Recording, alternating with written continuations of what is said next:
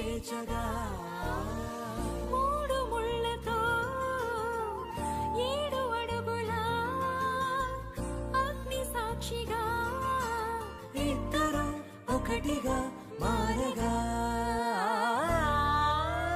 మరుపేలేని సంతకం పెళ్లి పుస్తకం మరు జన్మకి తొలి స్వాగతం పెళ్లి పుస్తకం